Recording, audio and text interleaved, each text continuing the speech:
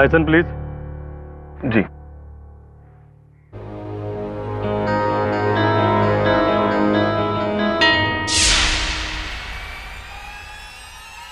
साहब, ये लड़की का खून हुआ है।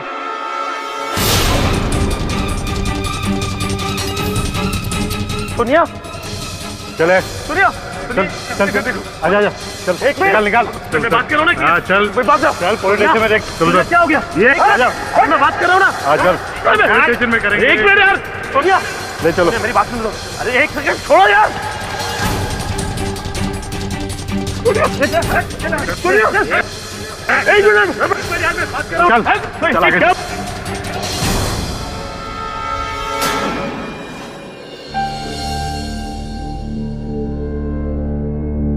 आपके पिताजी की 8 मिस कॉल्स हैं सर। इतने सालों बाद वो कॉल कर रहे हैं। I hope everything is okay.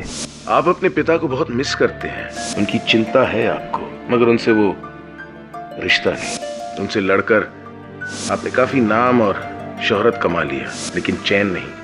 पिता का दिल दुखाया है आपने Mr Pathak. Excuse me KD sir, Mrs Bhatia आपसे मिलना चाहती हैं।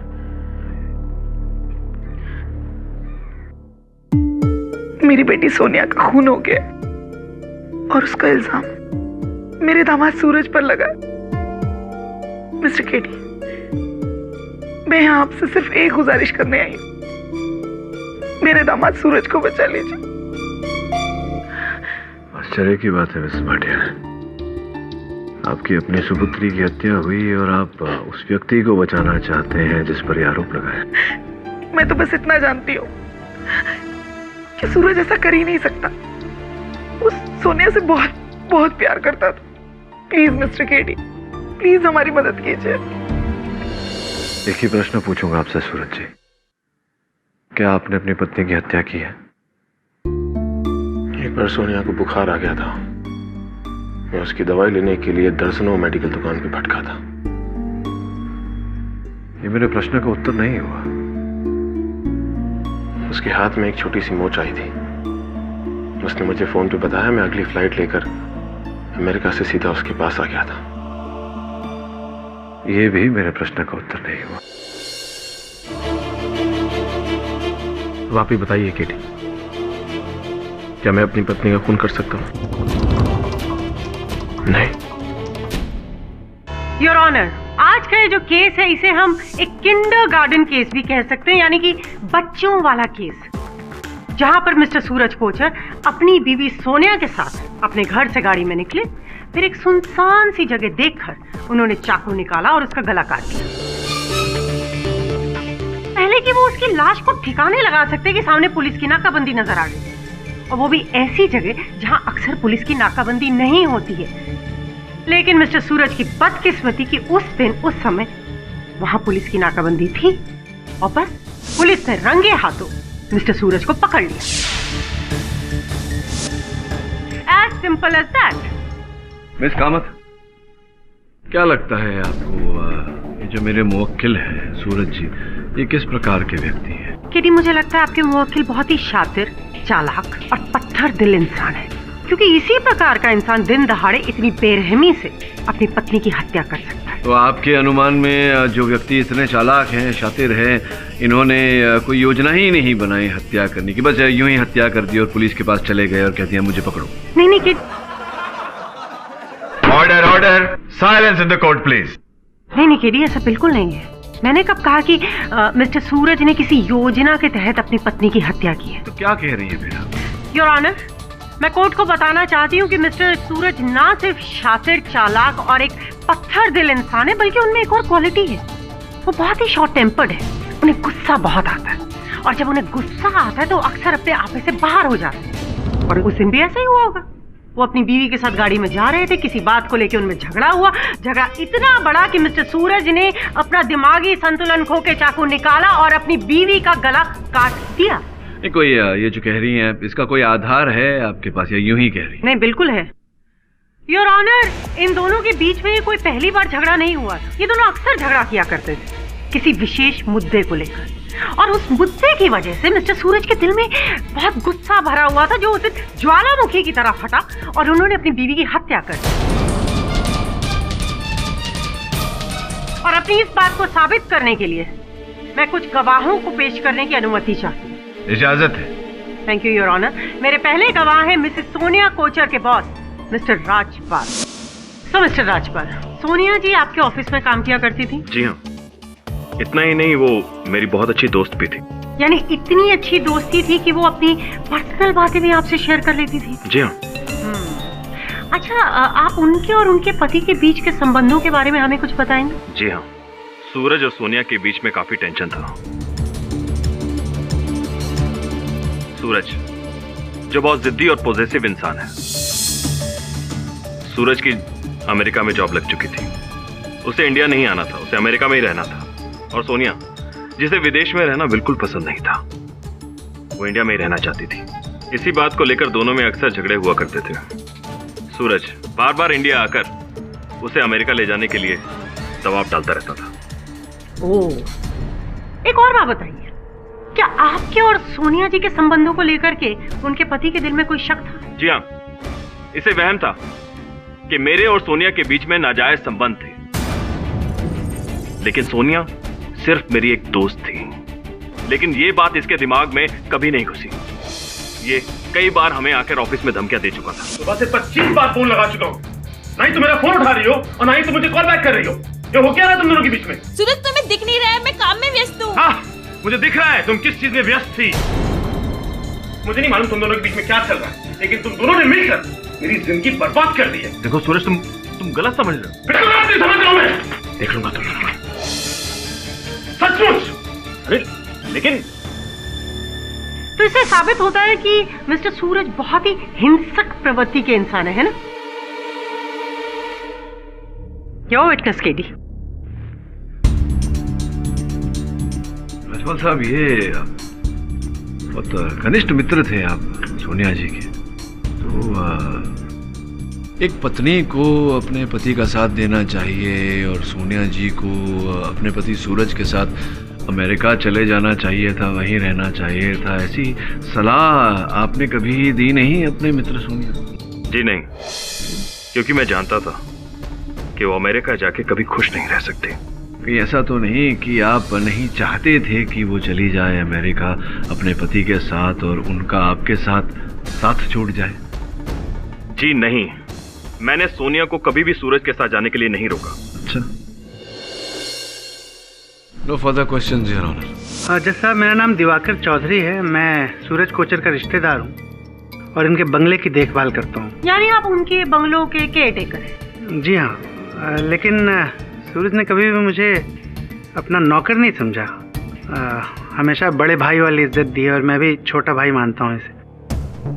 अच्छा दिवाकर साहब, एक बात बताइए, क्या आप इन दोनों के साथ उसी बंगले में रहते हैं? जी, सूरज जब अमेरिका में होते हैं तो मैं बंगले की देखभाल करता हूँ और सोनिया जी अपनी माँ के पास जाकर रहती हैं। लेकिन जब सूरज अमेरिका से इंडिया आते हैं तो सोनिया जी भी यहाँ आकर इनके साथ बंगले में रहने लगती हैं।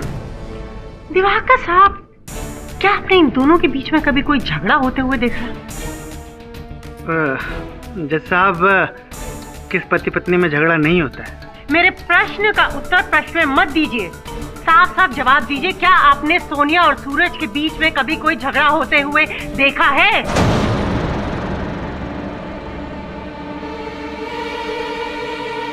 जी हाँ। किस प्रकार?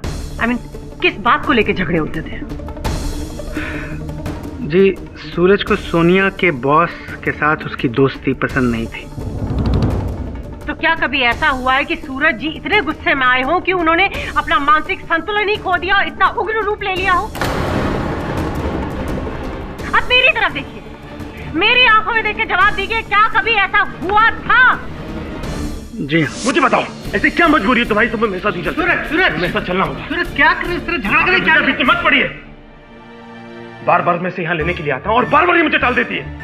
पागल करके रखा है इस लड़की ने मुझे। मैं परेशान हो गया, मैं इसे नहीं खेल सकता। तो हुआ यही था कि उस दिन भी गाड़ी में सूरज और सोनिया के बीच में झगड़ा हुआ होगा एंड एज यूजुअल सूरज जी गुस्से में आकर अपना आपा खो चुके होंगे और गुस्से में आकर के उन्होंने अपनी बीवी की हत्या कर दी थी।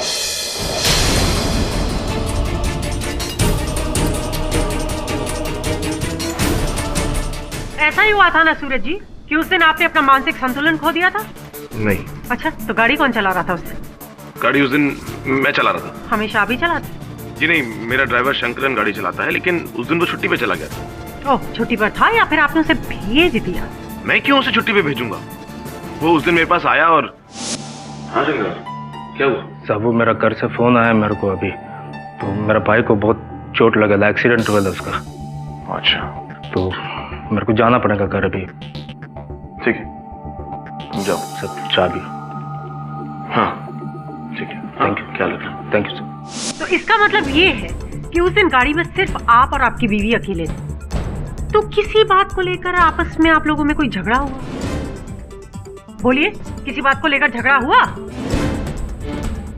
जी हुआ था। तो किस बात पर? योर ऑनर, पिछली रात को ही मेरी और सोनिया के बीच सुलह हो गई थी।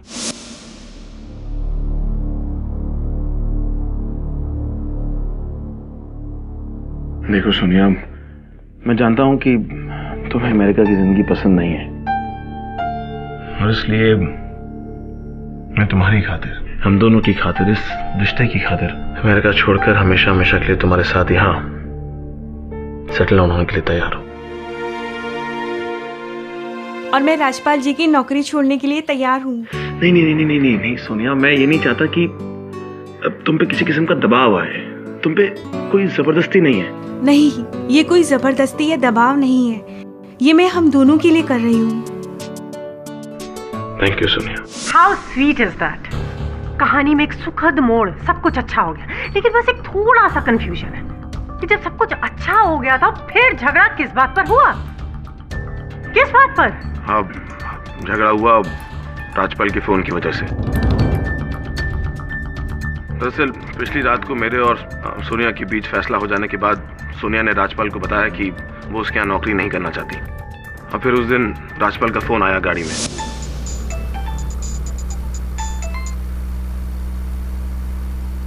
हेलो सोनिया, मुझे तुमसे जरूरी बात करनी है। अरे सोनिया, मुझे कैंसर डिटेक्ट हुआ है। क्या कह रहे हो मिस्टर राजपाल? देखो, 6 महीने के लिए मुझे ट्रीटमेंट के लिए हॉस्पिटल में रहना पड़ेगा, और 6 महीने तक मैं अपनी कंपनी को नहीं संभाल सकता हूँ।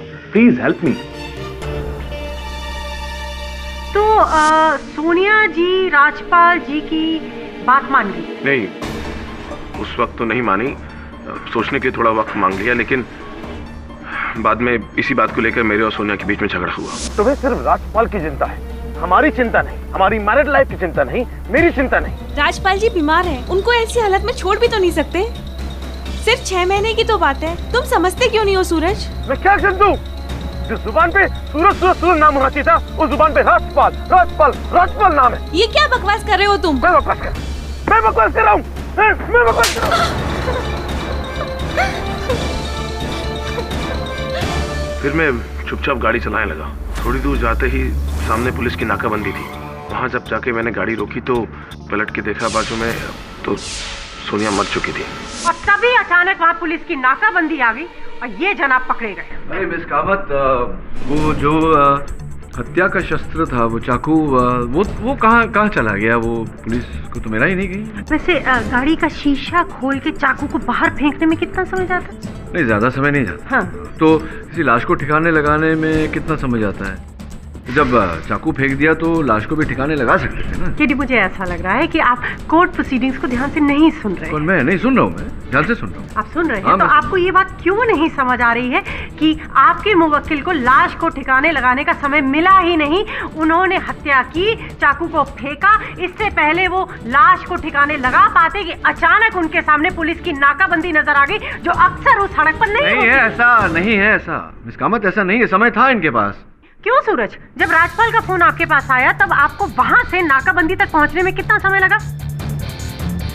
यही कुछ 5-6 मिनट में। ओह, सिर्फ 5-6 मिनट? ये तो काफी कम समय है ना लाश को ठिकाने लगाने के। बहुत कुछ हो सकता था, बहुत कुछ हुआ, और बहुत कुछ होने वाला है। नहीं समझी आप, मैं समझाऊंगा। ये हमें समझाने के लिए योर ऑनर, मैं इंस्पेक्टर वागले, जो उस समय उस नाकाबंदी पर थे, जिन्होंने मेरे मुवक्किल की गाड़ी को चेक किया था, उन्हें कटघरे में बुलाने की अनुमति चाहता हूँ। अनुमति है? वागले साहब, ये बताइए कि सूरज जी की गाड़ी को जब आपने नाकाबंदी में चेक किया था, उस समय टाइम क्या हो रहा था? सर 11:34 हुए थे। 11:34। तो इतनी विश्वास के साथ कैसे कह सकते हैं कि 11:34 ही हुए थे? घड़ी देखी थी आपने उस समय? जी नहीं। तो जब हमारे हवालदार ने मिस्टर सूरज की गाड़ी रोकी, उसी समय मेरे घर से मेरे मोबाइल पर फोन आया था। बरोबर 100 रुपये दे रही। हाँ बरं मी ठेवतो फोन आता।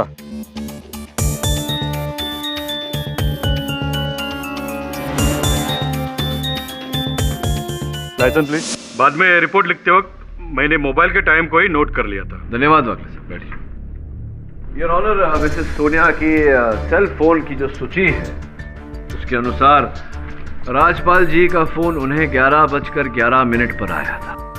अगर हम ये मान लें कि 2-3 मिनट वार्तालाप हुई उनके बीच, उसके बाद सूरज जी और सोनिया जी के बीच ये झगड़ा शुरू हुआ और फिर इन्होंने इनकी हत्या की। फिर भी योर ऑनर 11:34 पर नाकाबंदी तक पहुंचने से पहले काफी समय था सूरज जी के पास। रियली केडी, तुम इन सब बातों से साबित क्या करना चाहते हो? योर ऑनर, मैं ये समझाने का प्रयास कर रहा हूं कि 20 मिनट का वो जो अंतराल था उसमें काफी समय था सूरज जी के पास। ये कुछ भी कर सकते थे, कुछ भी हो सकता था। एक और बात योर ऑनर, अहम बात, फोरेंसिक रिपोर्ट के अनुसार मिसेस सोनिया के गले पर जो चाकू के निशान का कोण था वो योर ऑनर दाईं ओर से बाईं ओर की तरफ है। इसका अर्थ यह होता है कि हत्यारे ने घात बाईं ओर से किया, जबकि सूरज जी तो दाहिनी ओर पर बैठे थे गाड़ी में। पर यह भी तो हो सकता है कि सूरज ने गाड़ी रोकी हो, गाड़ी से बाहर निकला हो, फिर खिड़की से वार किया। योर ऑनर, अगर ऐसा किया होता तो ये शव को, मिस सोनिया के शव को गाड़ी से बाहर निकालकर फेंक भी सकते थे। और सर्वोच्च योर ऑनर की वो हत्या शस्त्र चाकू पुलिस को ना गाड़ी के अंदर मिला ना बाहर कहीं मिला, वो गायब ही है योर ऑनर, उसका कोई अता पता नहीं। ये कई बातें हैं योर ऑनर जिनसे कई प्रश्न खड़े होते हैं जिनका उत्तर हमारे पास इस समय नहीं है, ना ही मेरे मुवक्किल सूरज हमें कुछ बता पा रहे हैं। अधिक जांच पड़ताल के लिए मैं अदालत से समय की मांग करता हूँ। ठीक है मिस्टर पाठक, यह अदालत आपको 2 दिन का समय देती है। The court is adjourned. अरे क्या बताऊं, क्या बताऊं? सब कुछ जो मालूम था सब कुछ बता दिया मैंने आपको। देखिए सूरज जी, अगर आप मेरी सहायता नहीं करेंगे तो अदालत में मैं आपकी सहायता नहीं कर पाऊंगा। हाँ, तुम मत कीजिए मेरी सहायता। जब आपको मेरी बात पे यकीन ही नहीं है तो आपसे बात करके फायदा क्या? आप जाइए यहां से।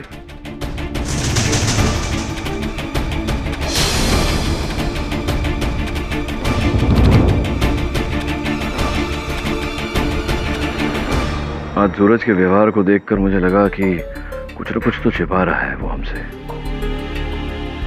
तो एक काम कर वरुण, उसके घर जा छानबीन कर। मुझे पूरा विश्वास है कि वहीं से कोई ना कोई सूत्र मिलेगा।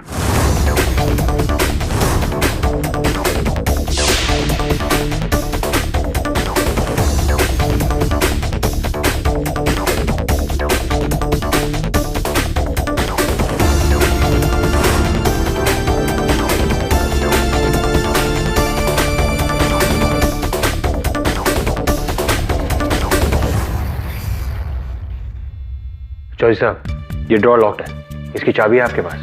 जी नहीं वरुण जी, ये सूरज का पर्सनल ड्रॉवर है, इसकी चाबी उसी के पास होती है। कोई डुप्लीकेट की? जी नहीं।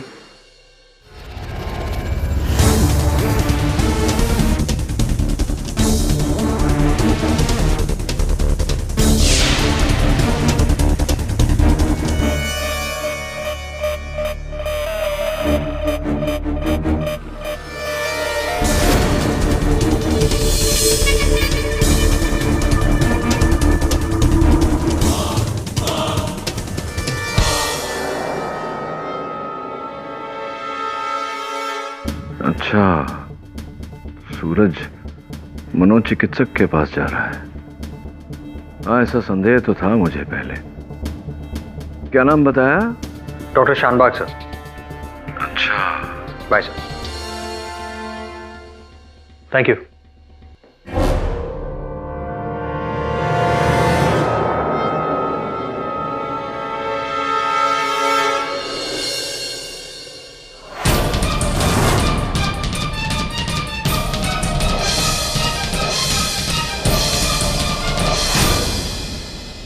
डॉक्टर शानबाग, आपकी बातें सुनकर दंग रह गया हूं मैं। मिस्टर पाठक, अगर ये लीगल मैटर न होता तो मैं आपको ये बात कभी बताता भी नहीं। बहुत बहुत आभार मानता हूं आपका। डॉक्टर शानबाग, एक विनती है, ये जो बातें आपने मुझे बताई, क्या आप अदालत में भी बता सकते हैं? क्यों नहीं?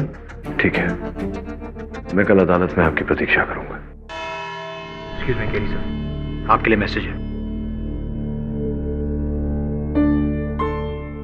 मैंने डॉक्टर शानबाग के क्लिनिक पे फोन किया था, वो वहां से निकल चुके हैं, पहुंचते ही होंगे। जज साहब पधारे हैं।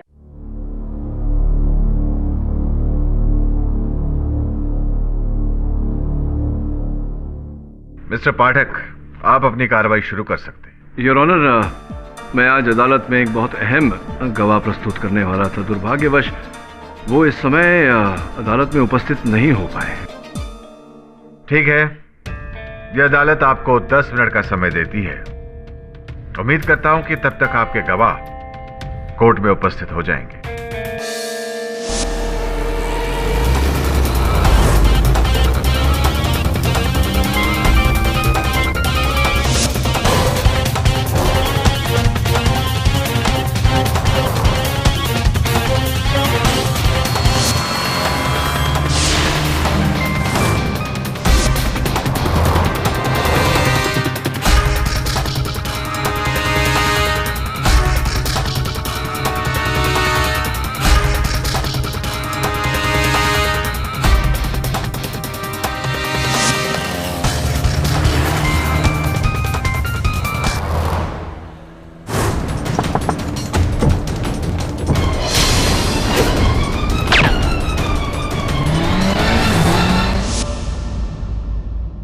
जज साहब पधारे हैं।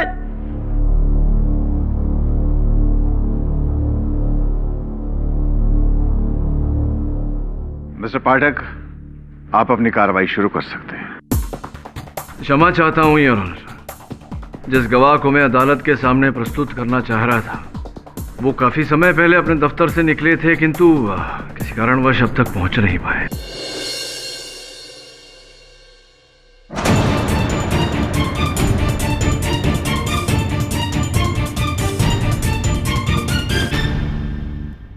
दुखद समाचार है यार,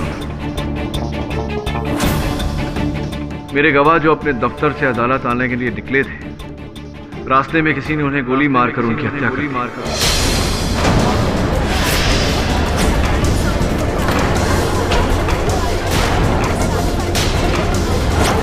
order order, silence in the court please. Mr Pathak, ये बहुत ही दुर्भाग्यपूर्ण खबर है, पर आपका ये गवाह था कौन? बताऊंगा यार, लेकिन उससे पहले मैं अपने मुवक्किल से चंद प्रश्न करना चाहूंगा। अनुमति है। धन्यवाद योर ऑनर। जी केरी साहब, पूछिए, क्या पूछना चाहते हैं आप? योर ऑनर, ये जो व्यक्ति कटघरे में खड़ा है, ये बहुत ही गिरा हुआ, दुष्ट और पाखंडी व्यक्ति है योर ऑनर।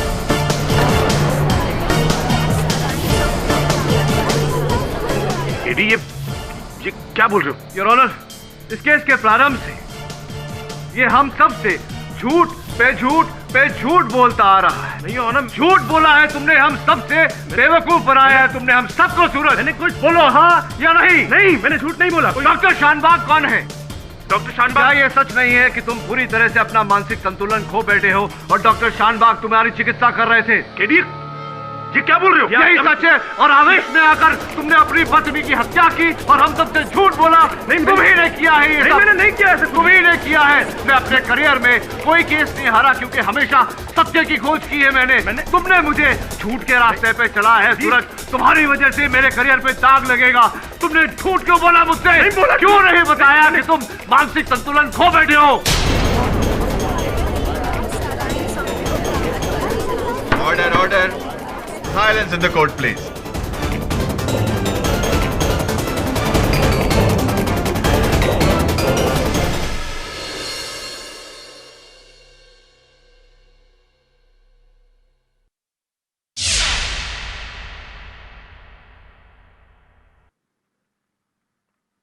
क्या हुआ केडी सर?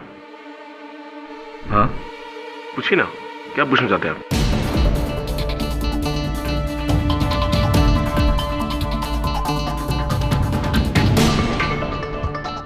याद नहीं है ना तुम्हें कुछ सूरज? क्या याद नहीं है? आप कुछ पूछना चाहते थे, पूछिए ना। हाँ नहीं, वो तो है, लेकिन कुछ ही क्षण के पहले यहाँ जो हुआ, जो घटना घटी, स्मरण नहीं हो रहा है। याद नहीं आ रहा? नहीं, क्या हुआ था यहाँ? मुझे कुछ याद नहीं है। मिस्टर पाठक, ये सब क्या हो रहा है? योर ऑनर, इस केस का ये एक रहस्य है जो मैं अदालत के सामने लाने का प्रयास कर रहा था। क्षमा चाहता हूँ योर ऑनर, परिस्थिति से हार कर मुझे अदालत में ये नाटक करना पड़ा।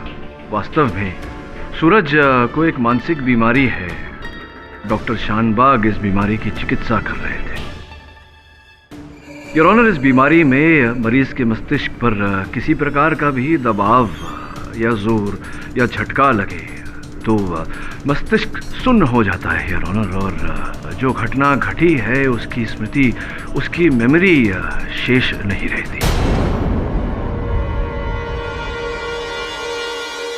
ऐसा ही अभी अभी अदालत में हुआ योर ऑनर। मेरे सूरज को धमकाने और डराने के बाद ये इतना क्रोध में आ गए, इनका मस्तिष्क सुन्न हो गया योर ऑनर कि कुछ क्षण बाद ही इन्हें वो घटना याद नहीं रही। योर ऑनर, मेरे काबिल दोस्त तो इस तरह बिहेव कर रहे हैं जैसे वो खुद एक बहुत बड़े साइकियाट्रिस्ट हो। योर ऑनर, मैं मनोचिकित्सक नहीं हूँ, लेकिन डॉक्टर शानबाग मेरे गवाह, जिन्हें मैं अदालत में प्रस्तुत करने वाला था, वो इस विषय में विशेषज्ञ है। सूरज की बीमारी की चिकित्सा भी वही कर रहे थे। दुर्भाग्य की बात है कि वो अदालत में आए, हमें इस बारे में बताएं उससे पहले ही उन्हें गोली मारकर अदालत में आने से रोक दिया गया। अब ऐसी परिस्थिति में इस तमाशे की सहायता लेने के अतिरिक्त मेरे पास और कोई चारा नहीं था यार, इसीलिए मैंने जो किया वो किया। एक और बात, सूरज ने संभवतः बीमारी की बात हमसे इस कारण छिपाई क्योंकि ये नहीं चाहते थे कि अमेरिका में जो इनकी नौकरी लगी है उस पर इस बात का कोई असर पड़ेगा।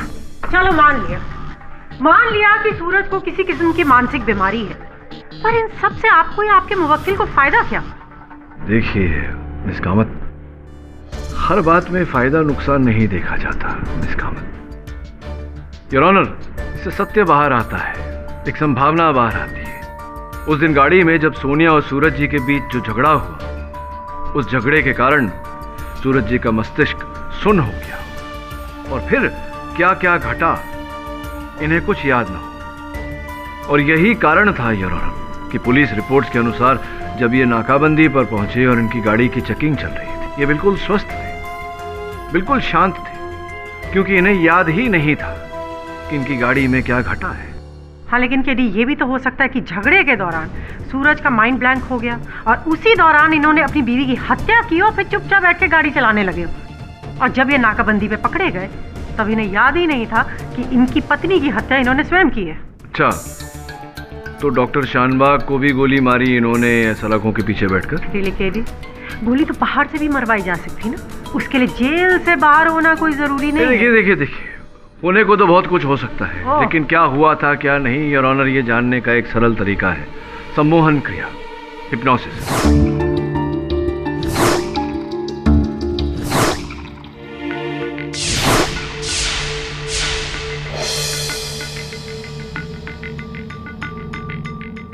अब आप अपनी आंखें बंद कर लीजिए।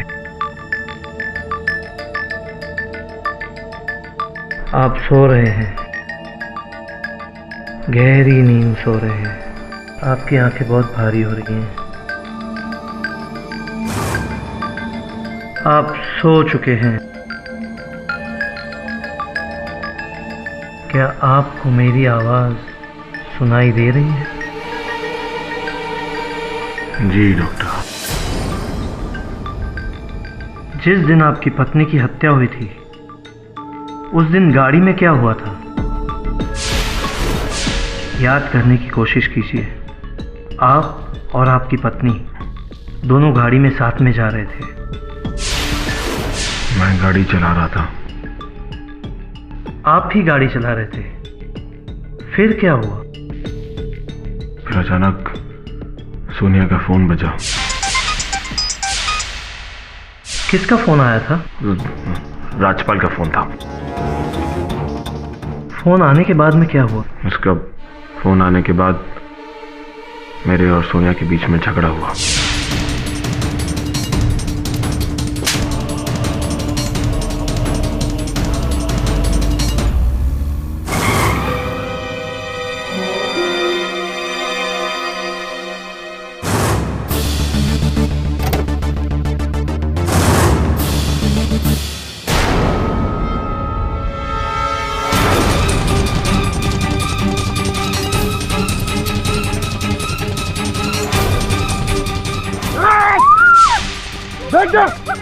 बैठ नहीं तो घास से मार दूंगा। सूरज जा गाड़ी में बैठ।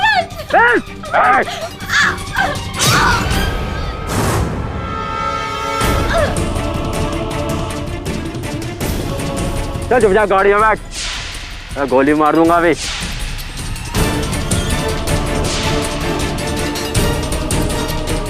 चल चुप बैठ जा और चुपचाप गाड़ी चलाते रहे। चल।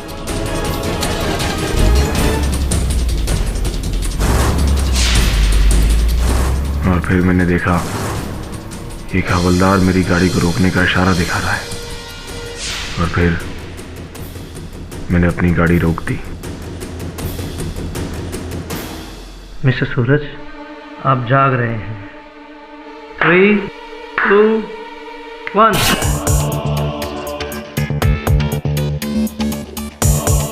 मिस्टर केडी, कुछ पता चला? बहुत कुछ पता चला सूरज जी, इस बारे में बाद में विस्तार से बात करेंगे। पहले ये बताइए कि आपकी पत्नी आपके साथ में उस दिन थी, तो क्या उनके साथ कोई हैंडबैग, लेडीज पर्स इत्यादि कुछ था उनके साथ? हाँ, उस बैग में उसकी ज्वेलरी थी। और आपके अनुमान में मूल्य क्या था ज्वेलरी का? ये तकरीबन 19-20 लाख रुपए की। हम बैंक जा रहे थे वो ज्वेलरी रखने लॉकर में। अगर ये ज्वेलरी चोरी हुई है तो कोई इसे बेचने का प्रयास अवश्य करेगा। ये जो लोग होते हैं जो लूटा हुआ चोरी का माल खरीदते हैं, अपने लोगों से बोल जरा उन पर नजर रखें। 1 मिनट, मुझे याद आया, शायद मेरा ड्राइवर शंकरन वो ये बात जानता था कि उस बैग में ज्वेलरी थी। अरे सुनिया, इतने सारे गहने किस लिए? ये सारे गहने घर में रखे थे, मैंने सोचा इन्हें बैंक में रख देते हैं। अरे शंकरन, क्या हुआ?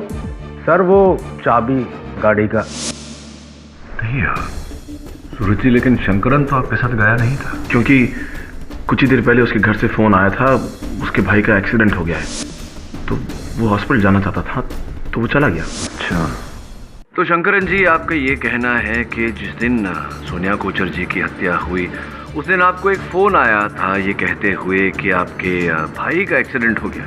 जी सर, ये सच है। मेरे भाई का फोन, मेरे घर से फोन आया था, मेरे भाई को बहुत सारा चोट लगा था सर। क्या बात है, अद्भुत। एक ही वाक्य में 3 झूठ बोल दिया।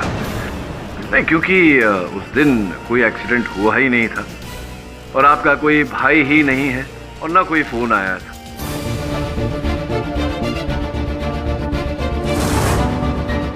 योर ऑनर, जब हमने शंकरन जी के अतीत की जांच की तो ये पाया कि ये अपने माँ बाप के इकलौते संतान हैं।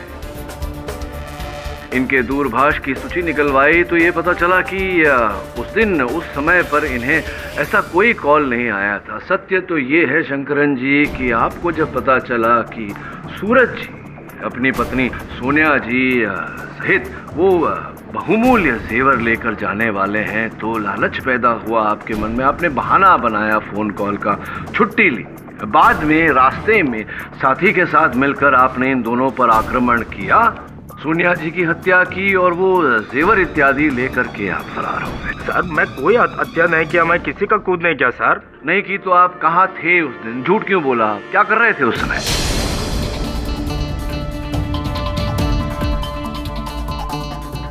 बोलिए ना, कहाँ थे, क्या कर रहे थे? सर जिधर मैं पहले नौकरी करता था उधर मेरे से एक एक्सीडेंट हुआ था साहब। एक्सीडेंट हुआ था तो क्या लेना देना है इसके? उसका केस अभी भी चालू है। अब ये बात मैं सूरज सर को बताता था तो वो मेरे को नौकरी से निकाल देते थे, इसके वास्ते मैं उनको नहीं बताया सर। सर जब भी मैडम का मर्डर हुआ तभी मैं अपना सुनवाई पे था। आपको मांगता है तो रिकॉर्ड में देखने का सर, मैं अक्खा दिन इधर ही था। अच्छा ठीक है, मान लेते हैं आपकी बात। बैठिए आप। योर ऑनर, मैं अफसोस केडी, अफसोस। आपका एक और तीर तुक्का साबित हुआ। वैसे कोशिश आपने बहुत की अपने मुवक्किल को बचाने के लिए, लेकिन हुआ क्या सिवाय कोर्ट के समय बर्बाद होने के। तो योर ऑनर, मेरी आपसे दरखास्त है कि तमाम सबूतों और गवाहों को मद्देनजर रखते हुए ये अदालत मिस्टर सूरज को मुजरिम करार दे, क्योंकि मुझे बिल्कुल नहीं लगता कि उन्हें किसी भी किस्म की मानसिक बीमारी है। इनफैक्ट उन पर तो हिप्नोसिस का कोई असर हुआ ही नहीं, बल्कि मुझे तो ऐसा लगता है कि उन्होंने वो एक मौका ढूंढा ताकि सबको अपनी एक मनगढ़ंत कहानी सुना सके, जिस पे सबने विश्वास भी कर लिया। जबकि असलियत में ये है कि इस केस का असली कातिल और कोई नहीं मिस्टर सूरज है। मैंने कोई खून नहीं किया है। मतलब मैं अपनी बीवी को क्यों मारूंगा? जैसा मैं तो उससे बहुत प्यार करता था, लेकिन अब मुझे यकीन हो गया है, यकीन हो गया कि उसका खून किसने किया है। उसका खून किया है इस राजपाल ने। इसने मारा उसे। और रियली अगर आपको लगता है कि ये खून आपने नहीं बल्कि राजपाल ने किया है, तो क्यों नहीं आप अपने इतने काबिल वकील से कहते कि वो इस तथ्य को इस कोर्ट में साबित कर सके। नहीं, अगर सत्य है तब तो साबित करूंगा, क्योंकि साबित करना मेरा कार्य।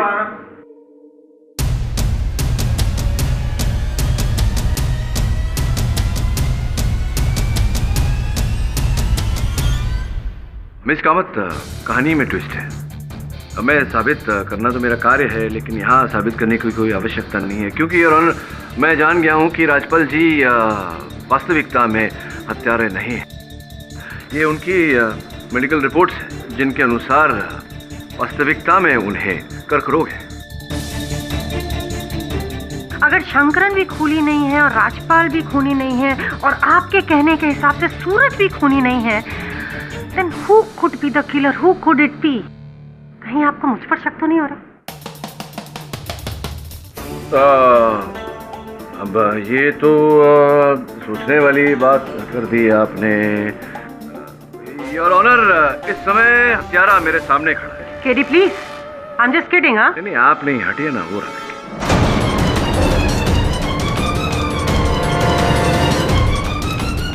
योर ऑनर, ये मिसेस सोनिया कोचर के लूटे हुए जेवरातों में से एक अंगूठी बेचने की कोशिश कर रहा था कि हमने इसे गिरफ्तार कर लिया। इसने अपना जुर्म भी कबूल कर लिया है, जिसने अपने एक साथी के साथ मिलकर मिसेस सोनिया को मारा और उनके जेवरात भी लूटे।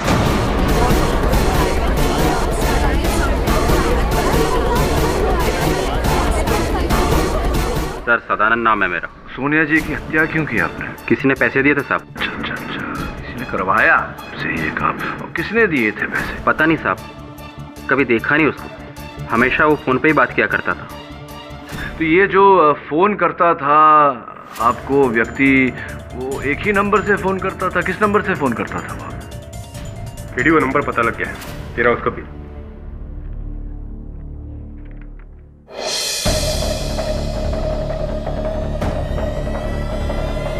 बहुत बात है योर ऑनर, कलयुग है, भलाई का जमाना ही नहीं रहा। वही व्यक्ति है योर ऑनर जो कह रहे थे पिछली सुनवाई में कि सूरज ने कभी भी मुझे अपना नौकर नहीं थी, हमेशा बड़े भाई वाली इज्जत दी और मैं भी छोटा भाई मानता हूँ।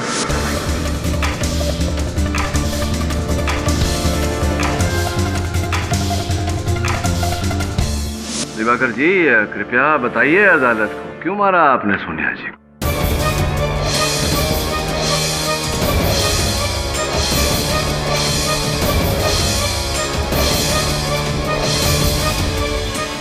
कोई बात नहीं, क्यों दें आपको ये कष्ट? वैसे भी कारागार में अधिक कष्ट मिलने वाला है, आपको ये कष्ट मैं ही उठा लेता हूँ। योर ऑनर, इन पर प्रारंभ से ही संदेह था मुझे, उस समय से जिस समय से इनके अतीत में हमने छानबीन की थी और ये पाया कि ये 2 बार गिरफ्तार हो चुके हैं। क्रिकेट पर जुआ खेलने के आरोप में, किंतु सबूत के अभाव में पुलिस ने इन्हें छोड़ दिया था। पुलिस ये पता नहीं लगा पाई थी कि इनका जो कारोबार था क्रिकेट पर जुआ खेलने का, ये कहां से संचालित हो रहा था। योर ऑनर, ये उसी बंगले में अपना व्यवसाय चला रहे थे जहां सूरज रहा करते थे।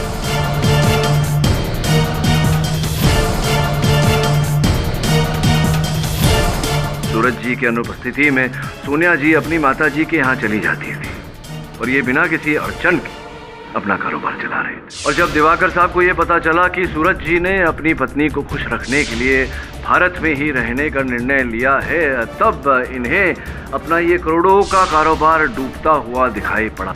तभी इन्होंने निर्णय लिया सोनिया जी की हत्या करने का और उसके आरोप में उनके पति सूरज जी को फंसाने का, ताकि जो बंगला इनका, जिसके केयरटेकर थे आप, रखवाले, पूरी तरह से आपका कब्जा उस बंगले पर हो जाए और आप अपना ये गंदा जुए का व्यवसाय बिना किसी अड़चन के चलाते रहे। ठीक कह रहा हूं मैं? ठीक कह रहा हूं या नहीं?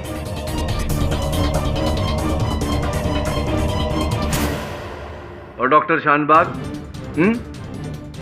डॉक्टर शानबाग को योर ऑनर जब हमने कहा कि वो अदालत में आकर गवाही दे, सूरज की बीमारी के बारे में सबको बताए, तब इन्हीं ने गोली मरवाकर उनकी हत्या कर दी ताकि सूरज जी का सच सामने ना आए। ठीक कह रहा हूं मैं? ठीक कह रहा हूं मैं? योर ऑनर, ये आदमी इतना चालाक है कि इसने सोनिया जी के जेवर तो लूट लिए ताकि हत्या को एक चोरी का भी रूप दिया जाए, किंतु वो जेवर बाजार में बिकने न दिए, क्योंकि ये जानते थे कि जेवरों द्वारा कभी न कभी पुलिस इन तक पहुंच ही जाएगी। इनका दुर्भाग्य और हमारा सौभाग्य योर ऑनर कि सदानंद की लालच इन पर भारी पड़ गई। तमाम सबूतों और गवाहों के बयानात के आधार पर यह अदालत मिस्टर सूरज कोचर को बाइज्जत बरी करती है और दिवाकर चौधरी को गिरफ्तार करके उस पर कानूनी कार्रवाई करने का आदेश देती है। Case is close.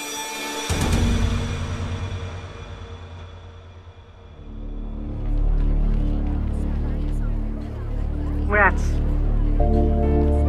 See you next time. Thank you kitty sir. बधाई।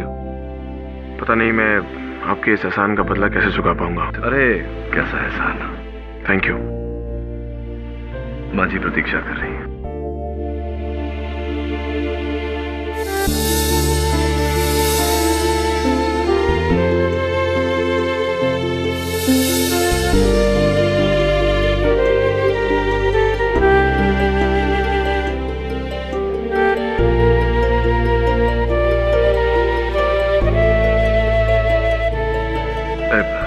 मैंने फोन दे रहा।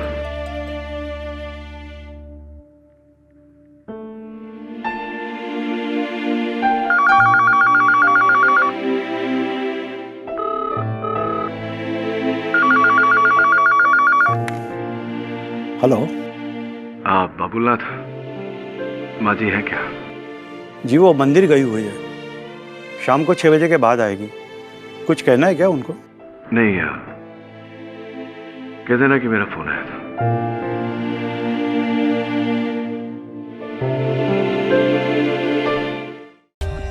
For more updates, subscribe to our channel, click the show links and enjoy watching the videos.